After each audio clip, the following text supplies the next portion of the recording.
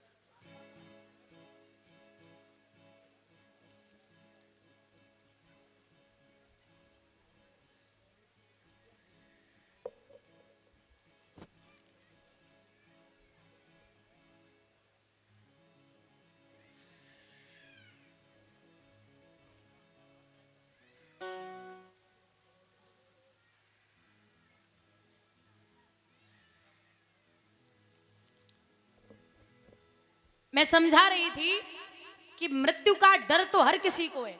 अगर आदमी हर शाम लेटते समय पूरे दिन कार्य करके और शाम को लेट जाए और ये एक बार सोच ले कि हमें मरना है, तो फिर आदमी गलत काम करना भूल जाएगा।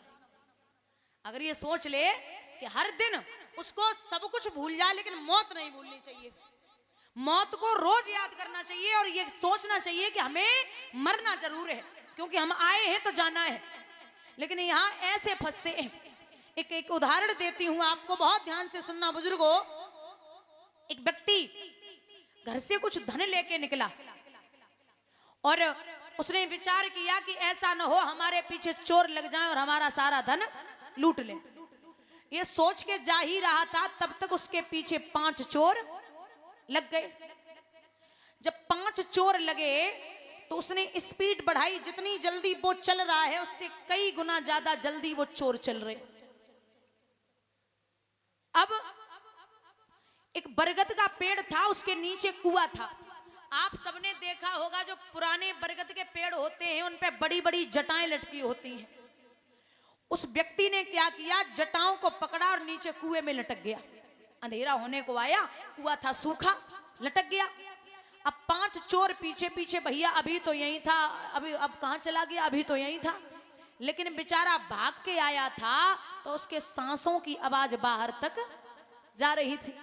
5 चोर कुआं की पार पे बैठ गए, बोले भैया अवे ना तो थोड़ी देर के बाद निकलेगो, निकलने तो है ही, इसलिए यहीं बैठ जाओ। 5 चोर बैठ गए। अब है तो व्यक्ति इंसान ही है, कब तक लटका रहेगा।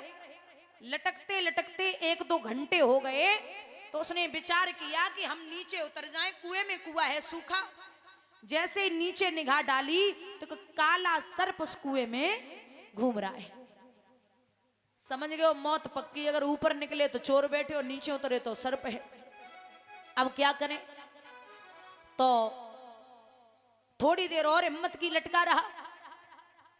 अचानक जिन जटाओं पे लटका हुआ था उन जटाओं पे ऊपर निगाह डाली तो उनको 2 चूहे काट रहे हैं। थोड़ी थोड़ी सी बची। अब समझ गो मौत पक्की है। ए लड़के बैठ। अब समझ गया मौत पक्की है, लेकिन ऐसे नहीं मरना है। और हिम्मत की तो मुंह था खुला, ऊपर देख रहा था। ऊपर से एक बूंद गिरी उसकी जिह्वा पर। जब बूंद गिरी तो उसने अपने पूरे जीवन में पहली बार इतना मीठा स्वाद लिया था। अब वो 5 चोर भूल गो, सर्प भूल गो, चूहा भूल गो। अब वो जब सोच रहे हो जब बूंद कहां से आ रही, एक और मिल जाए। जब बूंद कहां से आ रही, एक और मिल जाए। मैं आपको ये समझाना चाहती हूं कि वो व्यक्ति कोई और नहीं, हम और आप हैं।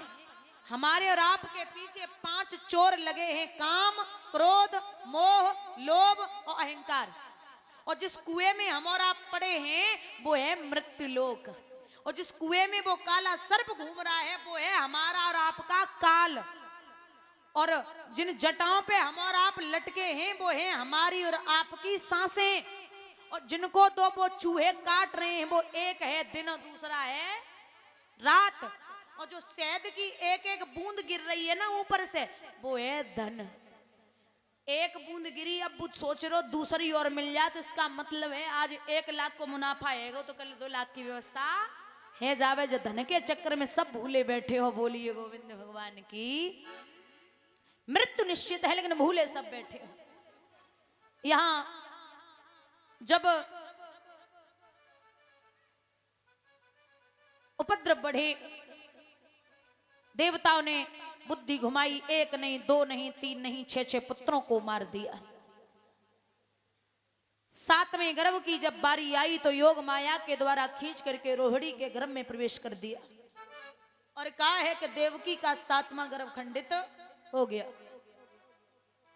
अब 8वें गर्भ की बारी है और कंस के यहां तैयारी है। राजा था पहरेदारी पे और जेल में बहन बिचारी है। शस्त्रास्त्र सजाए जाने लगे, दूतियां बुलाई जाने लगी, जेल के फाटकों पर दोहरी चौकियां बिछाई जाने लगी। नवमंडल सो कछु देव वृंद चित्र में दिखाई देते थे, आओ जगधर आओ माधवी बोल सुनाई देते थे।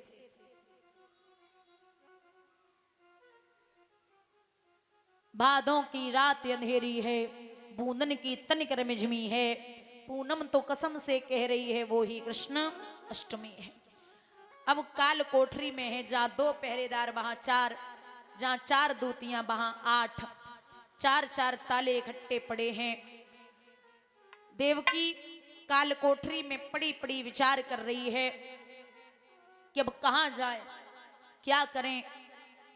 इतना भाई मुझे प्यार करता था, वो भाई मेरा बैरी बन गया। बहुत रोई। कंस 4 6 दिन का भरा हुआ पानी देता।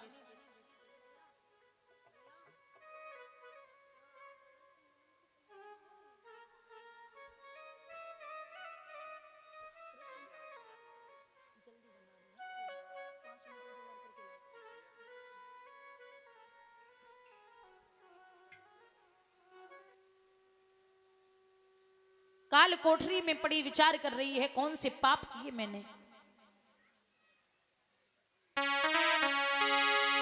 जब से सुनी है अमर बाणी के भैया और कंस की जान के लाले पड़े, बंद जेल में ताले पड़ गए, बंद जेल में ताले पड़ गए।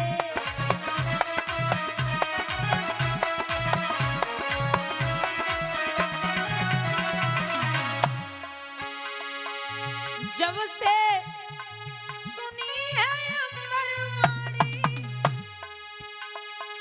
कंस की जान के लाले पड़ गए, बंद जेल में ताले पड़ गए, बंद जेल में।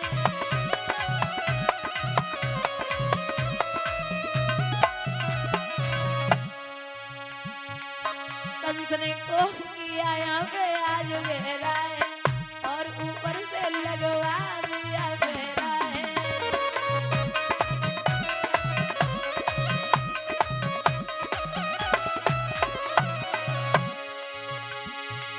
यहाँ से कोई बच ना पावे,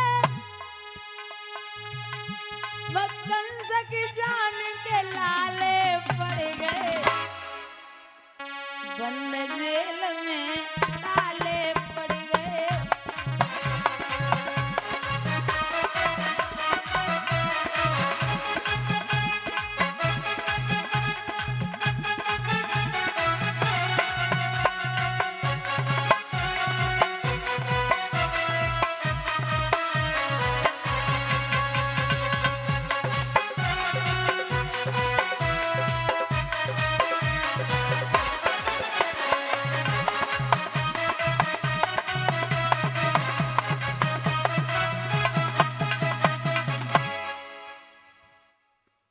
भैया बड़ी हालत खराब है। क्या देखते हैं, इतने में ही जेल की चमक उठी दीवार, कैदी भक्तों के यहाँ प्रगटे जगताधार। चतुर्भुज रूप भगवान ने लिया। आपको बता दें, जब ब्रह्म का आगमन हो जाए तो माया काम करना बंद हो जाती है। अब परमात्मा आए तो हथकड़ी बेड़ियां जो माया रूपी पड़ी थी, पहरेदार बैठे थे, वो सब सो गए, ताले टूट गए और हथकड़ी बेड़ियां टूट गई। वसुदेव देवकी ने हाथ जोड़े और एक बात कही है कि उद्धार हुआ हम जीवों का, जो जगताधार पधारे हैं, खुल गए भाग्य हम दीनों के, जो दीनानाथ पधारे हैं। हे प्रभु, अब इतना अवसर दो, लूबा नैन के झोंकों को बढ़ सकूं नाथ के चरणों तक, छू सकूं नाथ के पैरों को। तो वसुदेव देवकी से भगवान कह रहे कि हे महाराज, पैर छुलाने नहीं छूने आया हूं, देख कर तुम्हारा घोर त्याग, हम तो क्या जग चकराया है, अब भय न करो मोहन। तो लेकिन आज एक नया बाजार लगा है जो है इंसानों का, और सबकी कीमत 20-20 भार सोना है। सबसे पहले मैया तारा को खरीदवे के लिए एक वेश्या आई गई, और जो वेश्या को देखो सो मैया तारा ने झपट के ब्राह्मण के पांव पकड़े, नाथ सत्य और धर्म की वजह से यहां तक आई हूं, अगर आपने हमें वेश्या के हाथों दे दिया तो हमारा धर्म नष्ट हो जाएगा। दाती को पीस के विश्वामित्र बोले, इतना ही धर्म की पड़ी है तो क्या लेने आई है, घर पे ही पड़ी रहती, जरूरी था क्या। समझ गई, अब बिना कन्हैया के कोई ना है।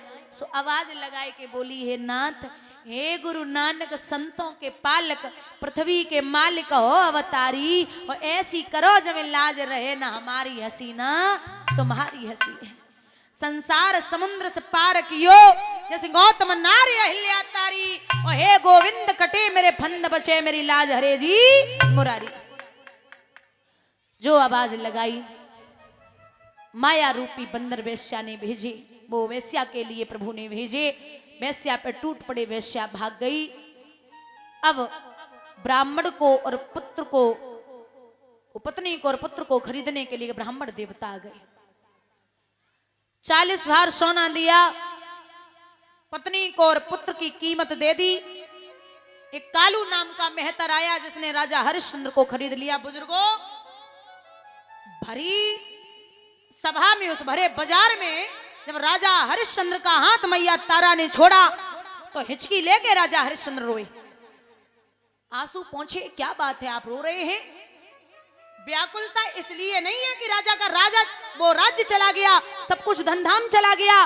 व्याकुलता इस चीज की है कि पूरी दुनिया में इतना अभागा पति कोई नहीं होगा जो भरे बाजार में अपनी पत्नी की कीमत खड़े खड़े लगवा देगा। रानी, व्याकुलता इस चीज की, आदमी पे कितनी भी गरीबी आ जाए, आदमी कितने भी संकट में हो, आदमी कितने भी कष्ट में हो, लेकिन पत्नी पे जितनी जब तक चलेगी तब तक आंच नहीं आने देगा। लेकिन मैं इतना अभागा पहला पुरुष हूं जो भरे बाजार में अपनी पत्नी की कीमत लगवा रहा। हाथ जोड़े, चरण पकड़े, नाथ क्या कर रही है? आप निश्चिंत रहिए। राजा कालू मेहतर के यहां झाड़ू लगाता, पानी भर के लाता, मैया भोजन बनाती, पानी भर के लाती।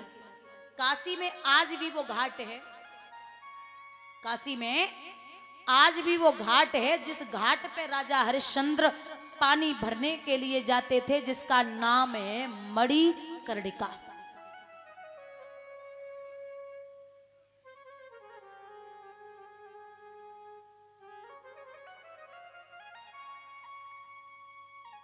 पहुंचे,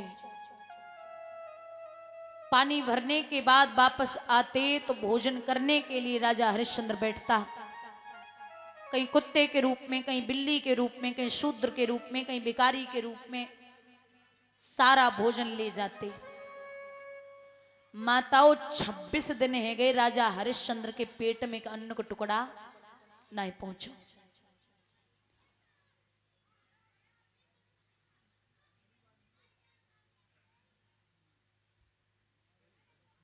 जैसे ही पानी भरने के लिए गया, वाह मैया तारा भी खड़ी है, शरीर दुबला पतला हो गया, देवी हाथ लगा घड़े को, घड़ा नहीं उठ रहा। ए लड़की, ए किनके मैया जी?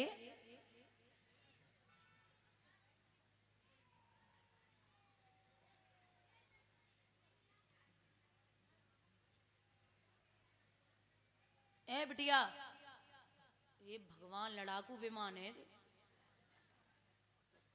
शांत हो जाओ, शांत। इते देखो, इते इते, अरे बाप रे देखो। हाँ हाँ, हम बुला रहे, हम बुला रहे, हम बुला रहे। शांत हो जा, बोलना नहीं। तुम्हें मम्मी कसम है, तुम्हें मम्मी कसम है, बोलना नहीं है, ठीक है? ठीक, चुप रहना, एकदम शांत। राजा उस घाट पे खड़ा है, मैया तारा घड़े को लिए खड़ी। तो राजा ने बात कही है कि देवी घड़ा उठवा दीजिए। बोले नहीं उठवा सकती। क्यों? आप एक मेहतर के यहाँ काम करते हैं, मैं एक ब्राह्मण के यहाँ नौकरानी हूं, महाराज धर्म नष्ट हो जाएगा। बोले कैसी बात करती है? पति जब तकलीफ में हो तो पत्नी धर्म और सत्य देखती है।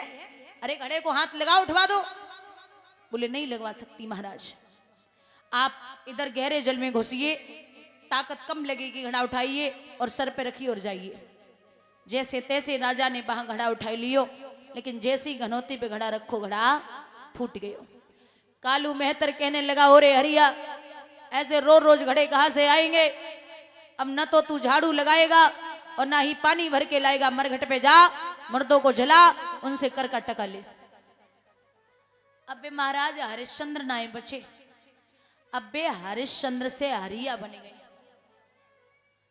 हरिश्चंद्र से बेहरिया बन गई।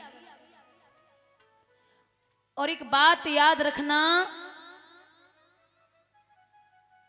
कि आदमी कलयुग में एक कड़वी सच्चाई है कि जब तक जेब में पैसा है तब तक श्रीमान ही श्रीमान होगी, और जब धन कम हो जाए, धन कम नहीं, पैसा न बचे, तो आदमी श्रीमान तो छोड़ो, अच्छे से नाम भी नहीं ले पाता।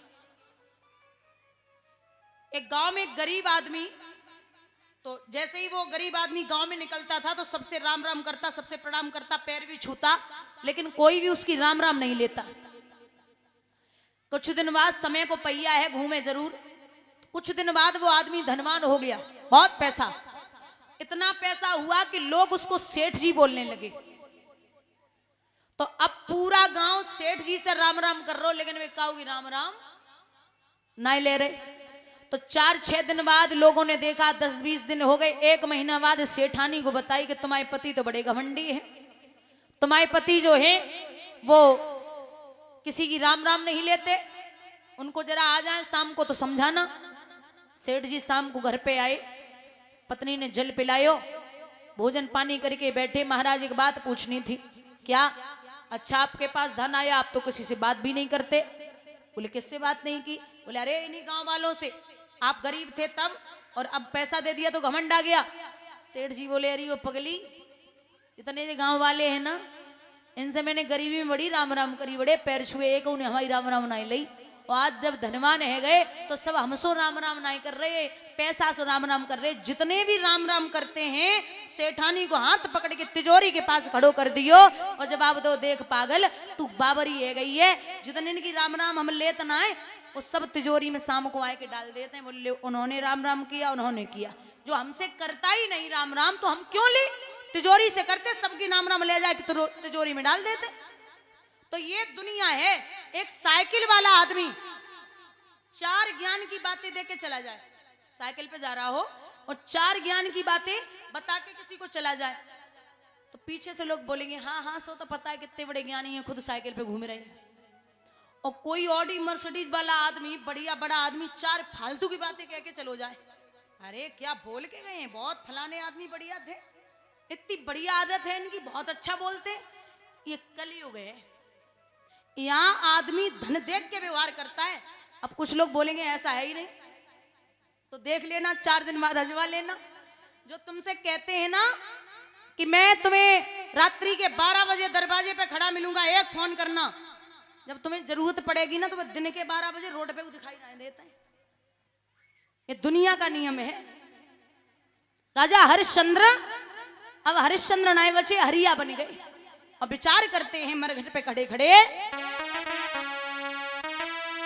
राजा दिल में दुखी बहुत ये जो होनी परी पिछारी, और राजधानी गई छूटी छूटी गई संग ब्याता नारी।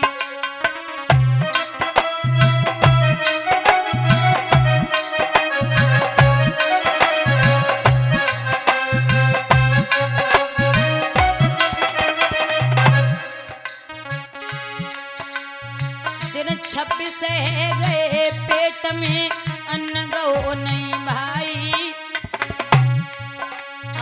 दिन 26 है गए पेट में अन्न गो नहीं भाई, पेट पिचक के मिलो पीठ से कमर झुक गई भाई।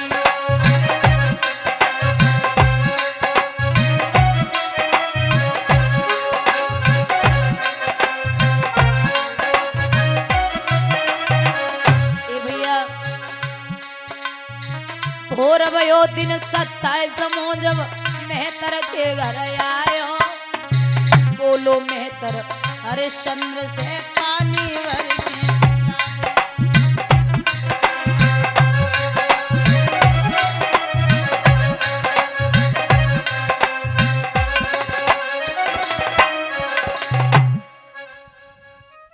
बड़े उदास मन से खड़े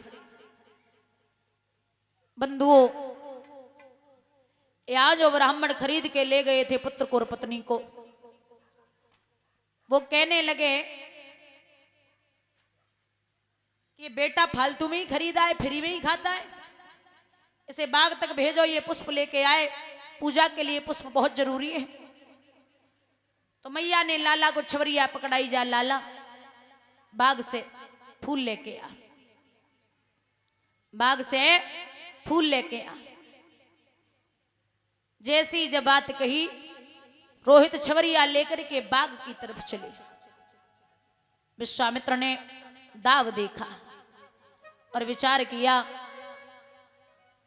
कि कुछ भी हो, अगर ये अच्छे से वापस चला गया तो परीक्षा किस काम की है। बाग में पहुंच करके चुन चुन के फूल तोड़ रहे थे। जैसे ही एक फूल के लिए हाथ बढ़ाया, सूक्ष्म रूप से नाग बन करके विश्वामित्र ने उंगली में डस लिया।